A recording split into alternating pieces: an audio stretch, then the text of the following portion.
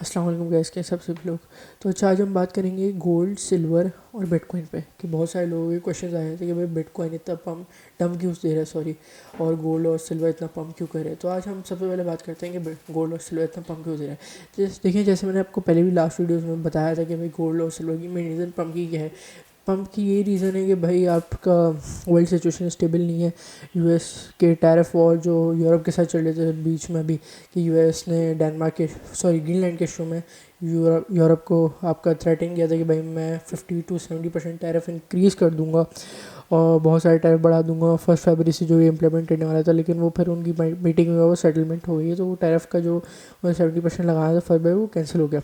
और बात ये है कि भाई उनका पहले ये था कि ट्रम्प ने कहा था कि मैं ग्रीनलैंड कैप्चर करने के लिए कुछ भी कर सकता हूँ, मैं मिलिट्री भेजूँगा, और अपना फिर अगले दिन उससे स्टेटमेंट दी कि भाई मेरा ये कोई प्लान नहीं था।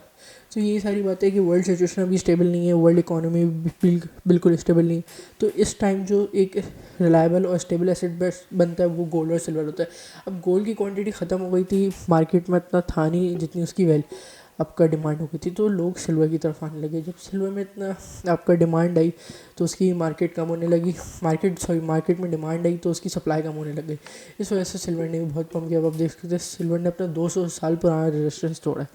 इतना पम्प करिए कि उसने ऑल टाइम हाई दे दिया अपना $100 का, जो आज तक $40 to $60 में लास्ट अपना कुछ मंथ्स पहले ट्रेड करा, तो वो $100 इतने कम मंथ्स में हो गया। तो ये एक जेन्युइन पम्प नहीं है। अच्छा, लोगों का फिर आगे भी सवाल था कि भाई गोल्ड और पम्प करेगा। जी, गोल्ड थोड़ा और पम्प कर सकता है, 5000 जा सकता है, 5500 तक भी जा सकता है शायद। लेकिन अब मेरा मानना ये, जो मैंने जैसे आपको पहले वीडियो में बताया था कि गोल्ड पम्प करेगा, जो मैं पहले प्रेडिक्ट कर दिया था, लेकिन अब मेरा मानना ये है कि गोल्ड अब और पम्प नहीं करेगा। गोल्ड का इशू ये है कि गोल्ड में एक फेक पम्प था। गोल्ड असल में कितना पम्प करना नहीं था, लेकिन उसने एक फेक मूव, क्योंकि मार्केट की वर्ल्ड सिचुएशन ही बनी हुई थी, इस वजह से गोल्ड में एक बहुत बड़ा फेक मूव आया, फेक पंप आया। सिल्वर में भी यही इशू है। अब जैसे ही वर्ल्ड सिचुएशन स्टेबल होती है, वर्ल्ड इकोनॉमी भी स्टेबल होती है, तो आप देखेंगे गोल्ड और सिल्वर बहुत बुरी तरीके से डंप करेंगे। On the other hand BTC pump कर सकते हैं, उसका रीज़न मैं आपको थोड़ी देर में बताता हूँ। गोल्ड और सिल्वर इसलिए डंप करेंगे क्योंकि उनके अंदर इतनी क्वांटिटी नहीं है पम्प करने की, ना उनमें इतनी कैपेबिलिटी है, वो जेन्युइन पम्प नहीं है। उनकी जो ओरिजिनल भी प्राइस थी वो 3500-700 तक की, वो इतना नहीं कर सकते पम्प, उनमें इतनी कैपेबिलिटी नहीं है। तो ये मार्केट सिचुएशन स्टेबल होगी तो 5000 से हम लोग देख सकते हैं कि गोल्ड और सिल्वर बहुत गिरेगा। अच्छा, बिटकॉइन की तरफ आते हैं तो बिटकॉइन बहुत